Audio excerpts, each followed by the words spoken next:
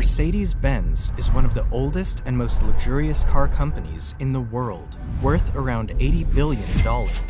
But being among the most desired and expensive cars today, it's easy to forget its early, humble beginnings. It all started with a poor engineer who faced many doubts and failures in his pursuit of building the first horseless carriage. In spite of his challenges, he proved everyone wrong and turned his small venture into the world's first and biggest production car company during the late 19th century. But what started as an inspiring success story took a surprisingly dark turn when the company profited from supplying military vehicles to the Nazis under the work of forced laborers. So sit back and relax, because today we'll be covering the insane story of Mercedes-Benz and the man who brought automobiles to life, Carl Benz.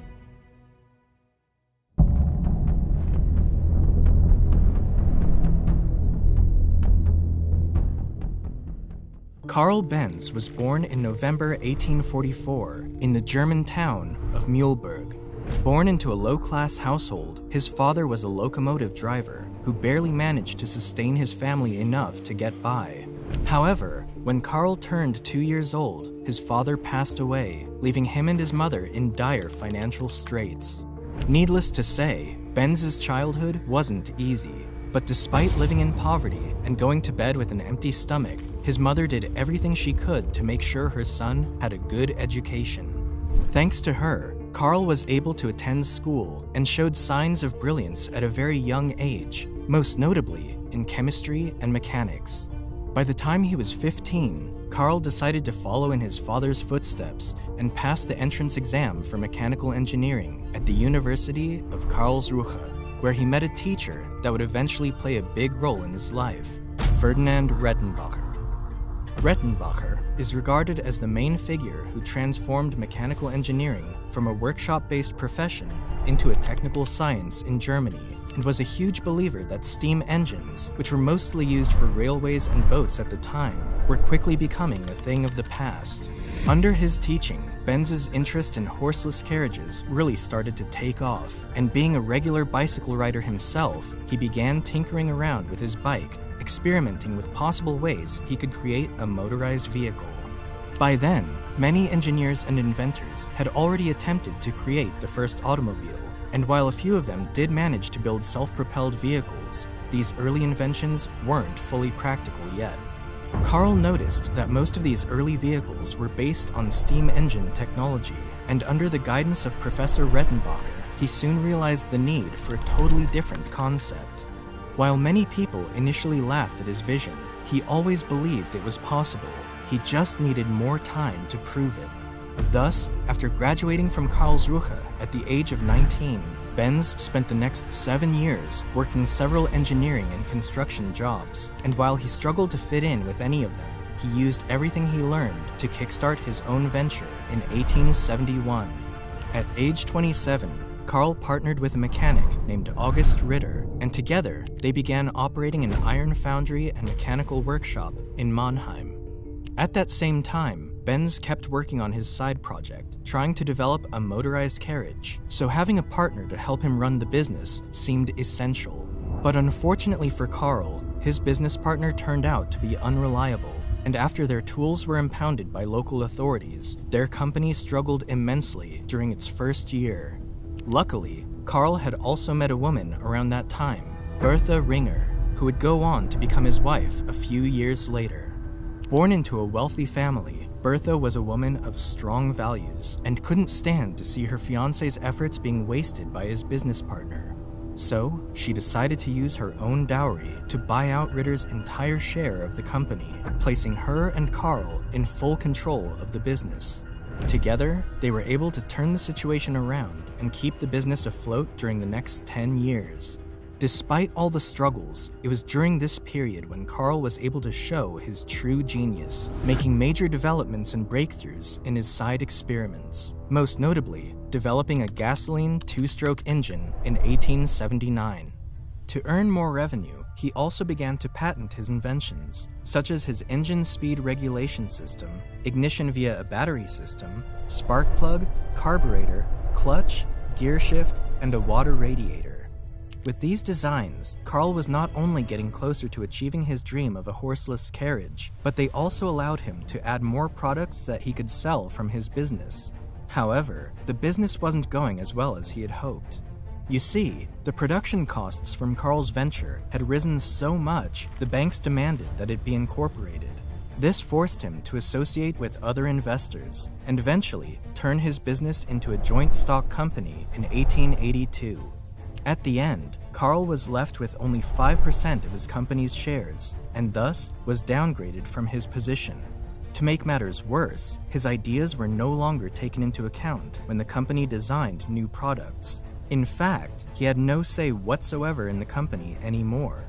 Frustrated and hurt with this arrangement, Carl packed up his things and left the corporation the following year.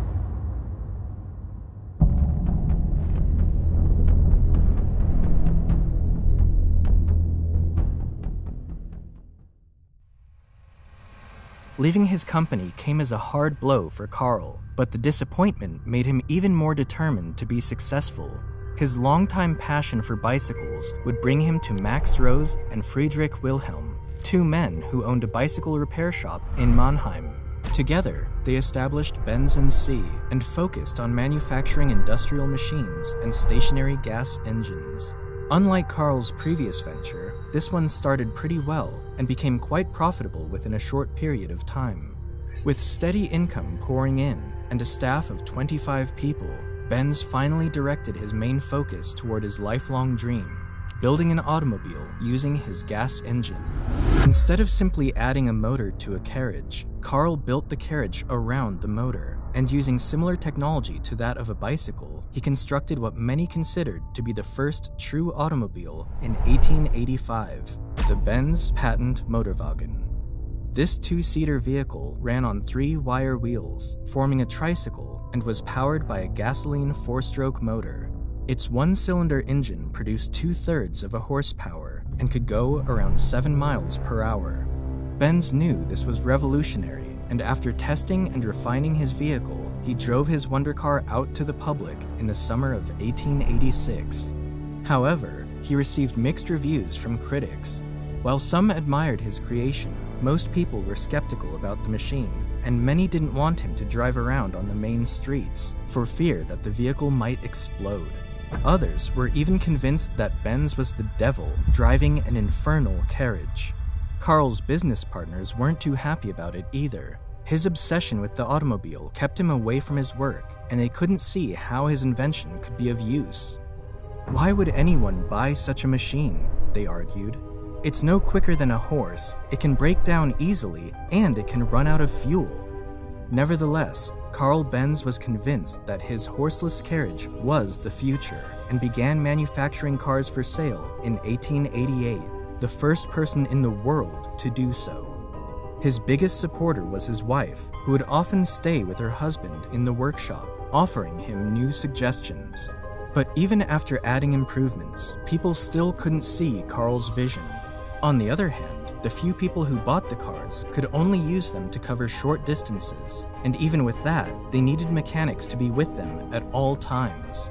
It also didn't help that they were very expensive, leaving them only accessible to the rich and elite, and even many members of the so-called elite didn't fancy them because they were so loud and messy. With that being said, one thing was clear: Carl needed to convince the world that the automobile was here to stay.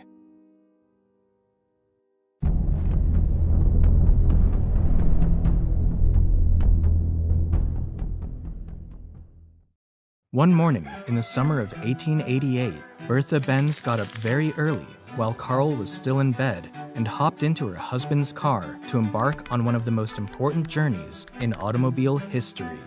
She brought along her 2 sons and set out to visit her mother in Pforzheim, which was 66 miles away from Mannheim. Bertha didn't inform her husband nor the police about her plans, most likely because if they knew, they wouldn't let her go. At the time, no car or motorized carriage had ever previously attempted a journey that long, but she was determined to prove the importance of Benz's invention. However, her trip was no walk in the park. Bertha encountered many problems along the way, like crossing dusty and stony roads that were made for horses, having to stop by a pharmacy to get more gas, and even having to perform a few mechanical repairs. The 66-mile trip took Bertha and her 2 sons over 12 hours, but eventually, they all made it safely to Pforzheim. More than anything, the trip achieved the goal Bertha had set out to achieve, to make people notice that the automobile was the next big thing. With this, the Benz Motorwagen became the talk of the town and received great publicity for Karl's business. Soon enough, Benz & C began to expand quickly, so much so that by 1890, it had become the second largest engine manufacturer in Germany, though not by selling their cars, but rather their stationary gasoline engines.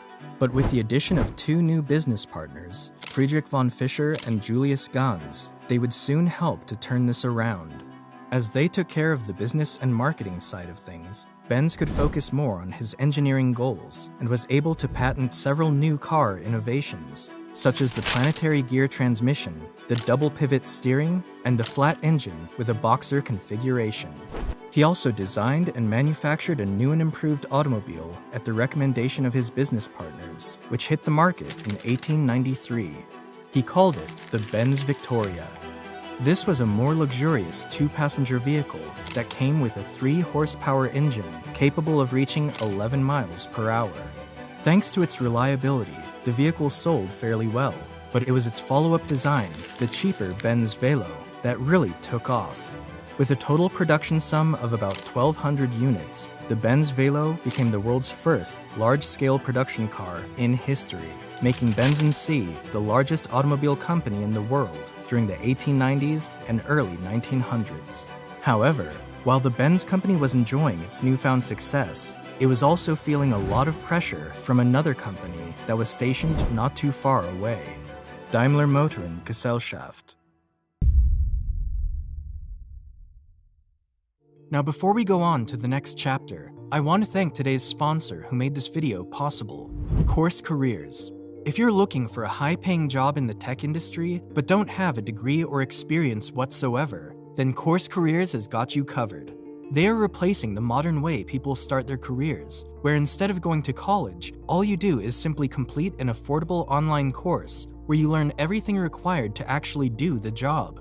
Furthermore, Course Careers helps you land a job by partnering up with companies that are actively looking for Course Careers graduates in entry-level positions and internships. Check out their student stories, where people like Nyla tell her story of going from Starbucks barista to 60K technology sales rep, or Dela, who finished the course within 2 weeks and now has a 100K salary job from a fully remote position. Go to coursecareer.com/big company and get started with their free introduction course so you can learn exactly how to start a career in the tech industry without a degree or previous experience. Use code BIGCOMPANY50 to get $50 off your first course. Now, back to the story.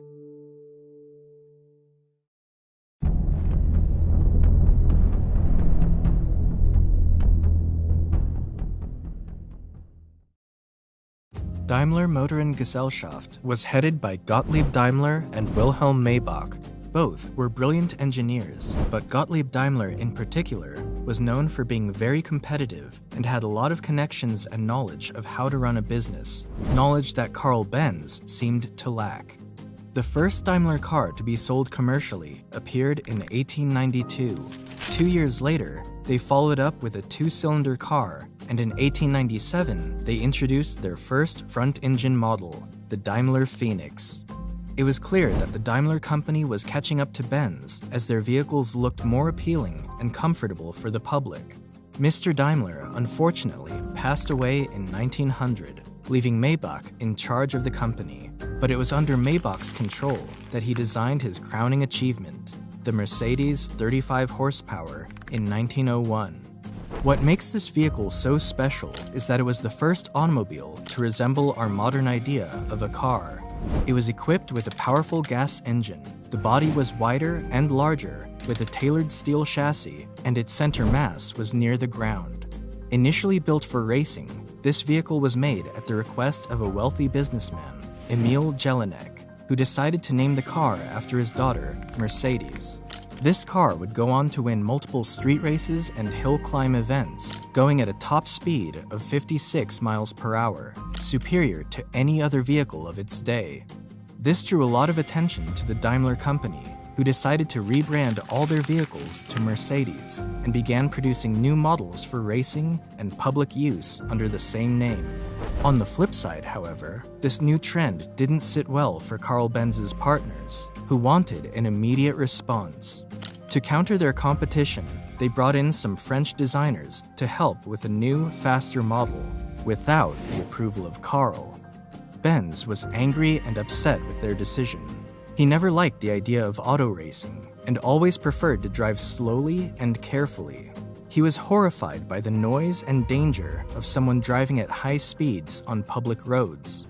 The car built by his team was not a success either, and this became damaging for the Benz company, which suffered further crises between 1903 and 1904.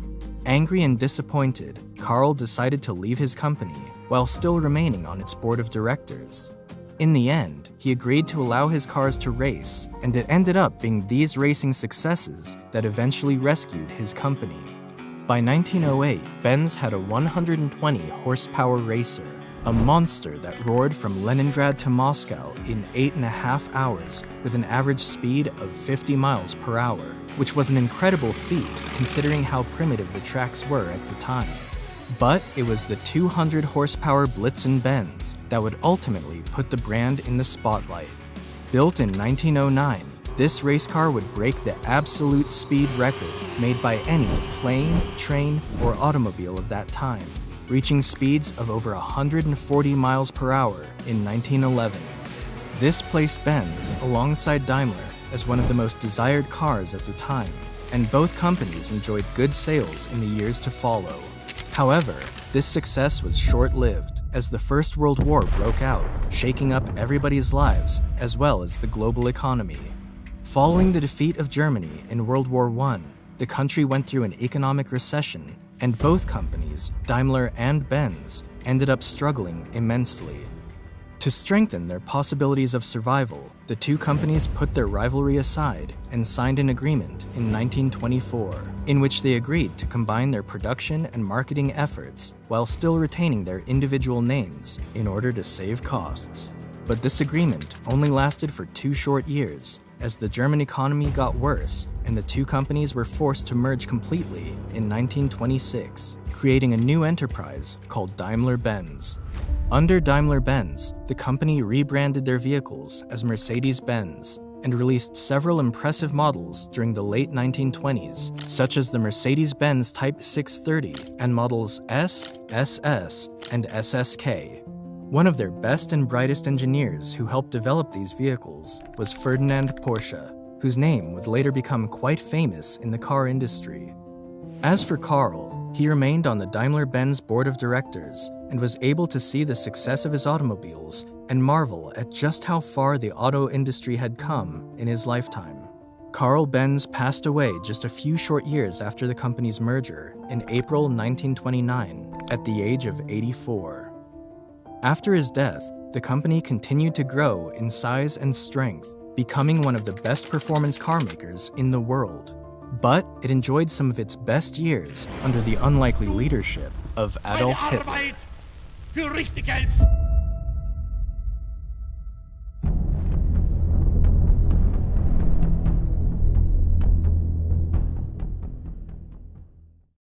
When Hitler rose to power in Germany in 1933, he wanted to showcase German engineering and technology to the world, hoping to elevate his political standpoint above those of his contemporaries. One way he decided to impress the world was by exhibiting German cars in international motorsports. Almost immediately, he provided a big subsidy to Daimler-Benz to get involved in Grand Prix races. No other car company of that era would spend as much time and money building cars as fast as Daimler-Benz did, and that fact became evident on the racetrack. From 1934 to 1939, Mercedes dominated Grand Prix races, driving as fast as 200 miles per hour with their W25 and W125 models. However, they were also challenged by a new rival, Auto Union, another German automaker sponsored by their own country. Auto Union would also go on to have its fair share of success during this same period, winning 25 races from 1935 to 1937. These successes put Germany on top of the world with motorsports events, especially Mercedes-Benz, which even became Hitler's preferred car brand. In fact, one of the automobiles he was frequently seen in was the Mercedes-Benz 770, a large luxury vehicle mainly used by high-ranking Nazi politicians and other Axis officials. However, with the outbreak of the Second World War in 1939, the Daimler-Benz company would soon find themselves in serious jeopardy. As the demand for civilian passenger cars became scarce, they began manufacturing military vehicles, submarines, tanks, and aircraft engines for the Nazi military. Their biggest line of business were military trucks capable of transporting 3 to 6.5 tons of supplies. By 1942, they stopped producing public cars altogether, as all their resources were directed toward the war effort. And as the war escalated, new staff were needed to handle the increased armament production. Since the entire workforce were now fighting on the front lines, Daimler-Benz started recruiting women in order to keep up with their required unit volumes. However, this still wasn't enough to meet the demand, so the company resorted to using forced labor. These prisoners of war, abducted civilians, and detainees from concentration camps were housed close to the plants and forced to work long hours under immense pressure from the Germans. Most of these workers were from Eastern Europe, who were interned in barrack camps with poor, prison-like environments, while concentration camp detainees were monitored by the SS under inhumane living conditions. Many people died in these camps, either from severe malnutrition, mistreatment, or even torture. And by 1944, almost half of all Daimler-Benz 63,000 employees were forced laborers. When the war ended in 1945, the company took a big hit. Because of the Potsdam Agreement, all German assets abroad were confiscated and used for payment of reparations. This led to Daimler-Benz losing all of its foreign subsidiaries, affiliates, and branches, and they were stripped back to their own plants in their home country. In other words, they had to start all over and build themselves back up again. Daimler-Benz was then restructured and had to denazify their top management. Because of these drastic changes, the company was able to obtain a production permit from the American occupation authorities in 1946. Although their factory suffered severe bomb damage, Mercedes-Benz still had the advantage of owning its own plant, as many other competitors, such as BMW or Adler, lost their sites when they ended up in Soviet territory. The Mercedes-Benz company then focused their efforts on producing ambulances, police patrol vehicles, and delivery vans based around their 170V models, and used one of their plants as a repair facility for US military transports. By 1947, they were back to producing passenger vehicles, with only 1,045 of their 170V models being produced that entire year. But even under these less-than-ideal conditions, Daimler-Benz still managed to turn a profit just 1 year later. By the 1950s, Mercedes-Benz was able to regain much of its influence, making a strong comeback in motorsports events as well as achieving successful sales worldwide.